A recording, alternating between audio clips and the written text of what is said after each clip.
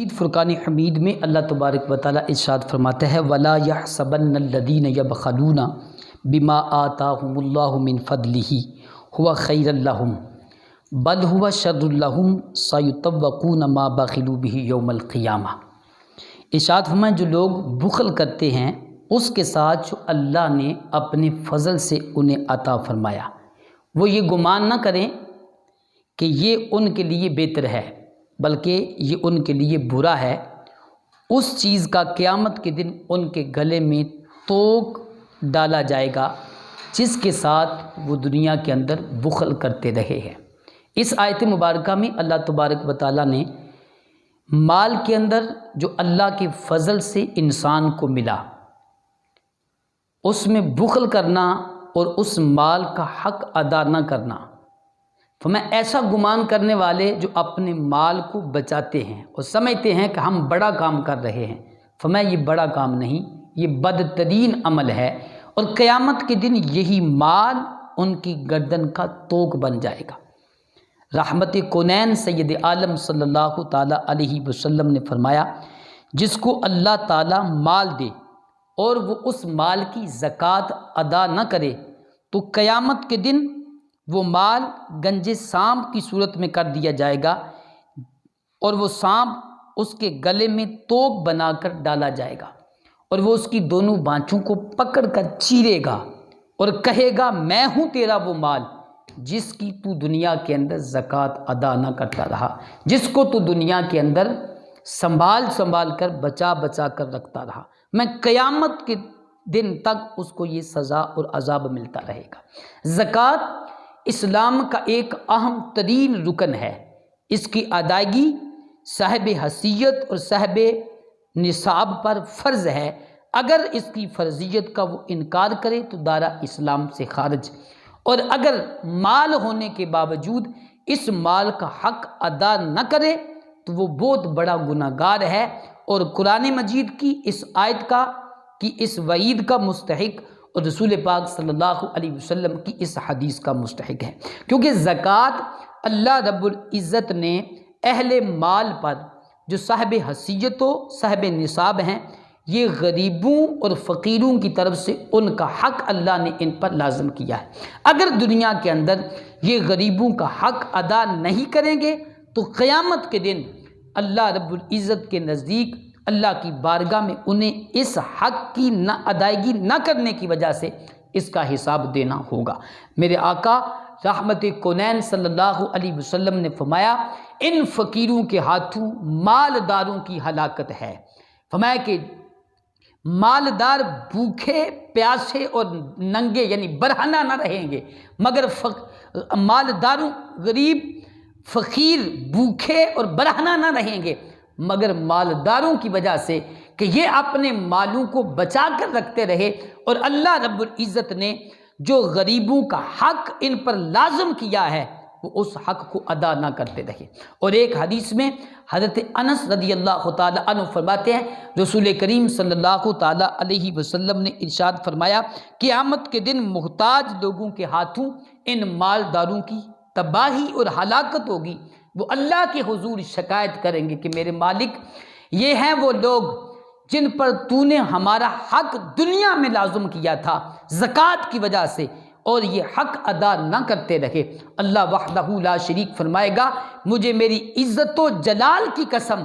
میں تمہیں اپنا قرب عطا کروں گا اور انہیں عذاب دوں گا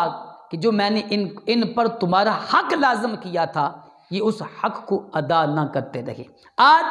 اپنے مال سے زکوٰۃ نکالنا، وہ مال جو رب نے دیا ہے اسی مال کو اللہ کے راستے میں خرچ کرنا، وہ نعمت جو اللہ کی دی ہوئی ہے اسی کو اللہ رب العزت کے غریب بندوں میں تقسیم کرنا، فقیروں میں دینا، محتاجوں کو دینا، بیواؤں کو دینا، یتیموں کو دینا، کتنا دل پر باری ہے، لیکن یاد رکھنا یہ مال ختم ہو جائے گا،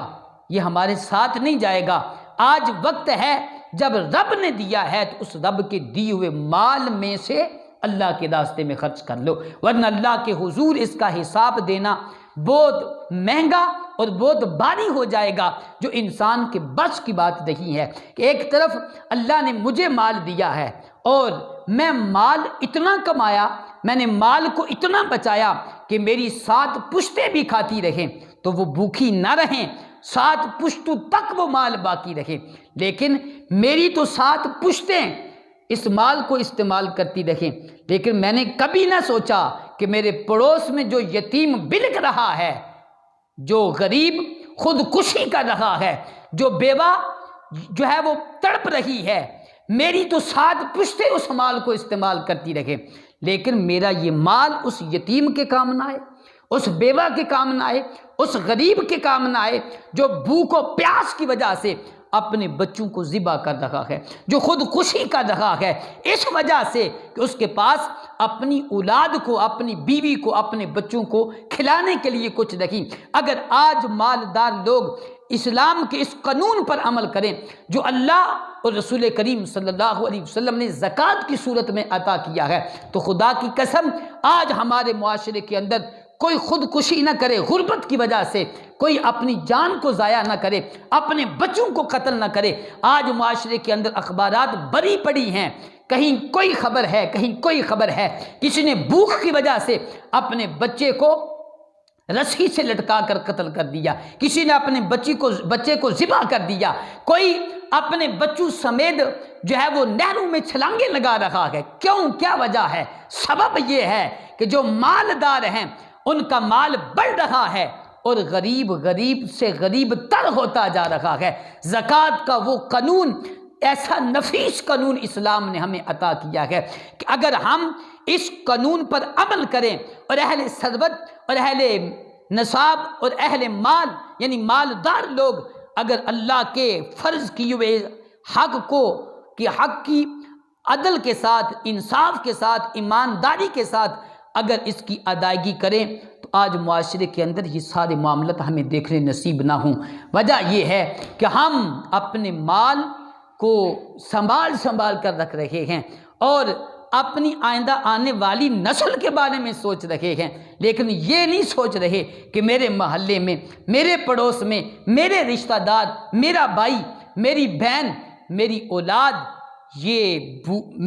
میرے رشتہ دار یہ بھوکے تڑپ رہے ہیں اور میری نسلیں جو ہیں اس مال کے ساتھ عیاشی کر رکھے ہیں۔ یاد رکھنا اللہ کے حضور اس کا حساب بڑا سخت ہوگا، اور قیامت کے دن بالخصوص رشتہ داروں کے معاملے کے اندر جب رب کے حضور پیش کیا جائے گا اور پھر اللہ کی طرف سے اس فرض کیے ہوئے حق کی ادائیگی کے اندر سستی اور غفلت ہوگی تو اللہ کے حضور کسی جان اور جسم میں طاقت نہیں کہ وہ اس کا حساب دے سکے۔ آج وقت ہے جب رب نے دیا ہے تو رب کے دیے ہوئے مال میں سے اللہ کے راستے میں خرچ کریں۔